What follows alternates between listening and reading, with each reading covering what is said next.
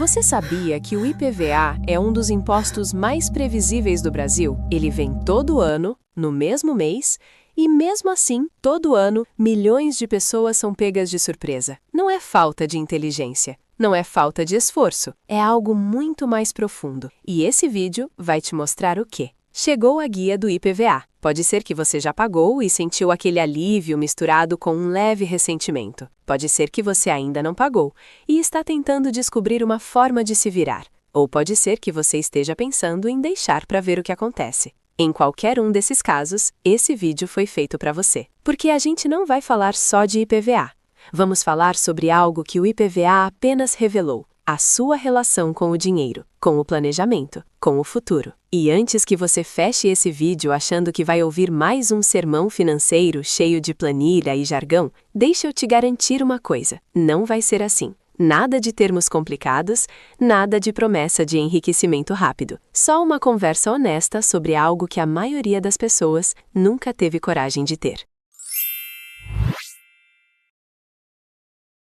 A despesa que você sempre soube que vinha. Todo ano é a mesma história. O IPVA chega como se fosse surpresa, mas todo mundo, no fundo, sabe que ele vem. É uma daquelas contas que aparecem no calendário certinho, sem falhar. E mesmo assim, a maioria das pessoas chega no mês de vencimento sem um centavo separado para pagar. Não é falta de aviso. Não é falta de tempo, é que a vida financeira de muita gente funciona no modo apaga-incêndio, onde o urgente sempre vence o importante e o planejamento fica para depois. Olha só o que acontece na prática. A pessoa recebe o salário, paga aluguel, mercado, luz, água, parcela do celular e quando vê, já foi tudo. Aí, janeiro chega trazendo IPVA, IPTU, material escolar e aquela sensação de que o mês tem mais contas do que dinheiro. Quem vive isso sabe bem como é. Não é exagero, é realidade. E o pior é que essa correria toda cansa tanto que fica difícil até parar para pensar em guardar dinheiro ou reorganizar as finanças. O que poucos percebem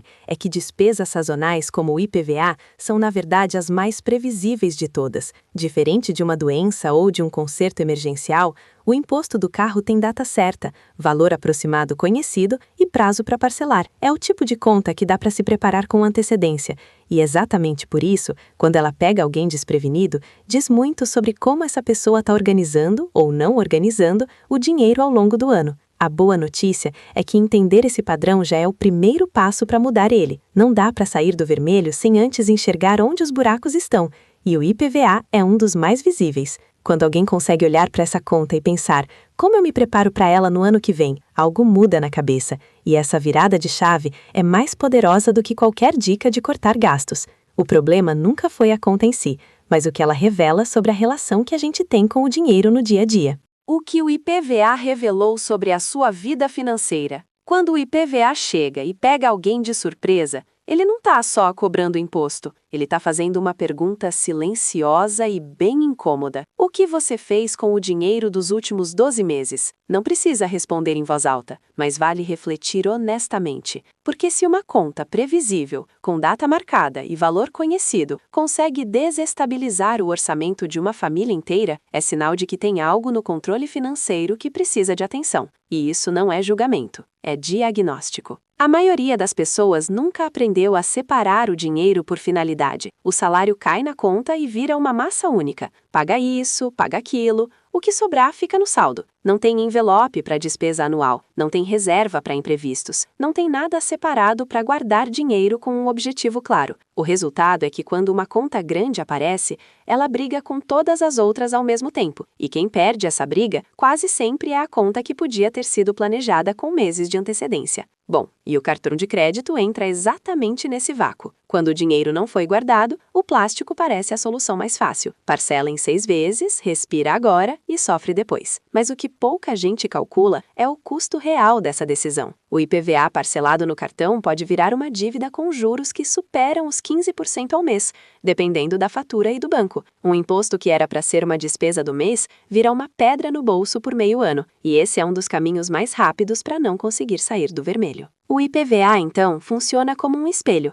Ele mostra se a pessoa tem ou não tem o hábito de planejar com antecedência, se existe ou não uma reserva mínima para despesas conhecidas, e se o orçamento do mês tem folga ou está sempre no limite. Poucos impostos fazem isso tão claramente, e entender o que esse espelho está mostrando, sem culpa, só com clareza, é o que separa quem continua no mesmo ciclo de quem finalmente decide fazer diferente.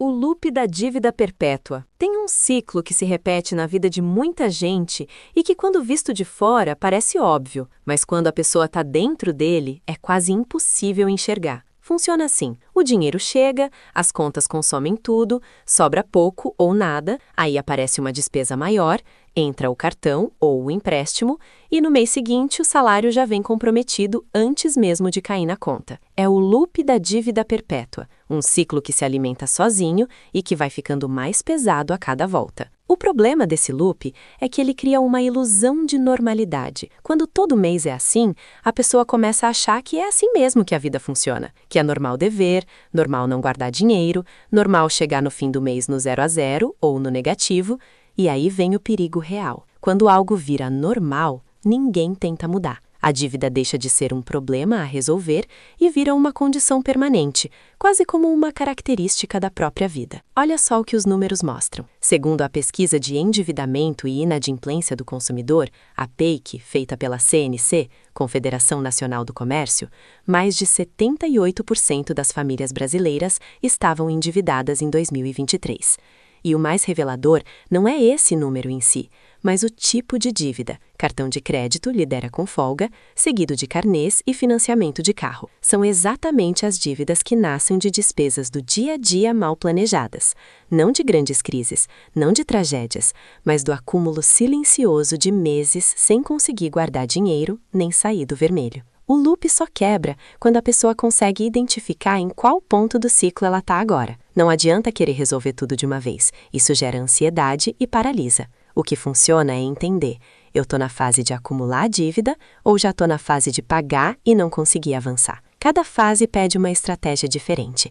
E saber onde se está é o começo de qualquer mudança real. Porque sair do vermelho não é um salto, é uma série de passos pequenos, feitos na direção certa, um mês depois do outro.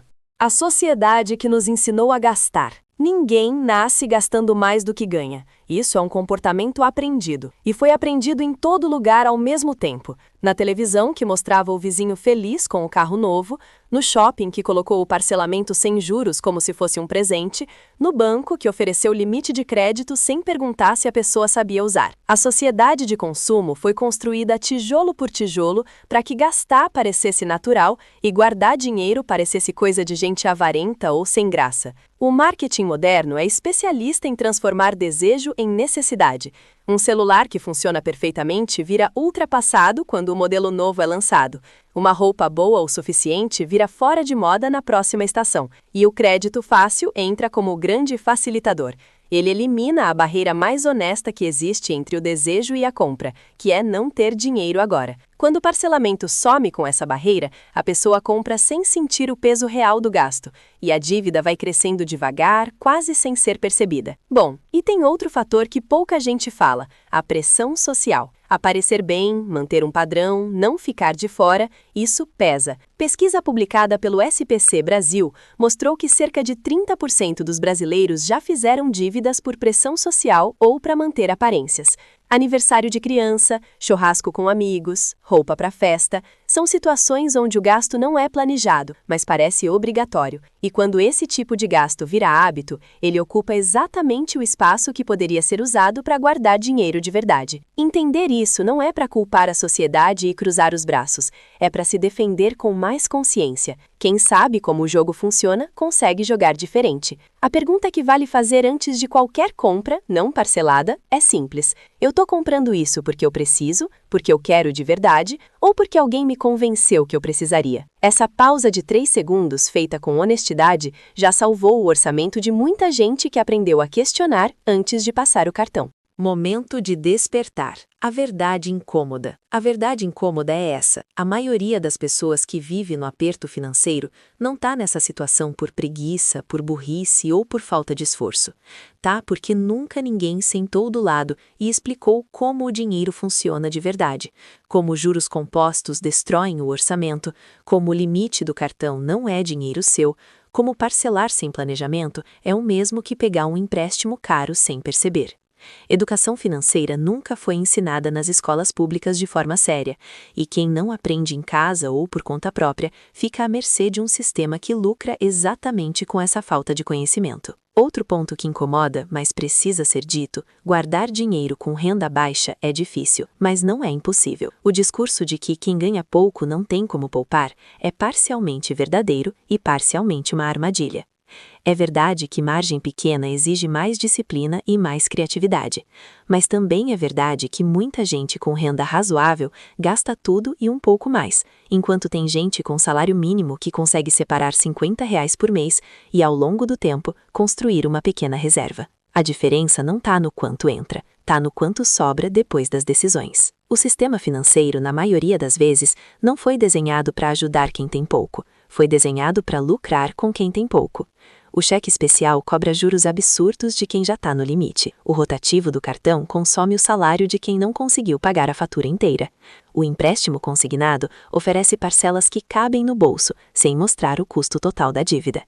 Saber disso não é motivo para desistir. É motivo para andar com mais cuidado e fazer escolhas mais informadas dentro da realidade que existe. E a verdade mais libertadora de todas é que sair do vermelho começa antes de qualquer planilha, antes de qualquer aplicativo, antes de qualquer corte de gasto. Começa quando a pessoa decide de forma consciente que não quer mais ser pega de surpresa pela própria vida financeira. Essa decisão não exige dinheiro, não exige curso, não exige nada além de honestidade consigo mesmo. É o ponto zero de qualquer mudança real, e chegar até ele já é mais do que a maioria das pessoas faz. Lembra do loop que foi apresentado antes? Aquele ciclo onde a dívida se alimenta da dívida, mês após mês. Pois bem, a resposta para quebrar esse ciclo não está em ganhar mais dinheiro do dia para a noite, nem em cortar tudo de uma vez e viver de forma insustentável. A resposta está em criar um pequeno desvio no ciclo, uma ação diferente, repetida com consistência, que vai mudando a direção do fluxo aos poucos. É como mudar o curso de um rio. Não dá para fazer de uma hora para outra, mas com o tempo, a água segue por onde você abriu o caminho. O primeiro desvio possível é o mais simples e o mais ignorado: saber exatamente quanto entra e quanto sai todo mês. Parece básico demais, mas a maioria das pessoas não sabe responder essa pergunta com precisão. Não sabe porque nunca anotou, porque o dinheiro passa rápido demais, porque as compras no débito e no Pix somem sem deixar rastro claro. Uma semana anotando cada gasto, no papel, no celular, em qualquer lugar, já é suficiente para revelar onde o dinheiro está indo e onde dá para redirecionar, mesmo que seja um valor pequeno, para começar a guardar dinheiro. O segundo desvio é criar uma regra simples e inflexível. Antes de pagar qualquer conta, separar um valor fixo, mesmo que seja R$ 20, R$ 30, como se fosse uma despesa obrigatória. Esse conceito, popularizado pelo livro Pai Rico, Pai Pobre, de Robert Kiyosaki, é conhecido como Pague-se Primeiro. A ideia é que guardar dinheiro não pode depender do que sobra no fim do mês, porque no fim do mês nunca sobra nada. Tem que ser o primeiro movimento, antes de tudo, como se fosse uma conta que não pode deixar de pagar. O terceiro desvio é atacar a dívida mais cara primeiro. No Brasil, o rotativo do cartão de crédito pode chegar a mais de 400% ao ano. Isso significa que uma dívida de R$ 1.000 pode virar mais de 5.000 em 12 meses sem que a pessoa pague nada. Enquanto essa dívida existir, qualquer tentativa de guardar dinheiro vai ser engolida pelos juros. Por isso, sair do vermelho começa por identificar qual dívida está cobrando mais caro e direcionar qualquer recurso extra para eliminá-la primeiro. É matemática simples, mas que muda tudo quando colocada em prática. O que fazer agora? Chegou a hora de sair do campo das ideias e entrar no campo das ações.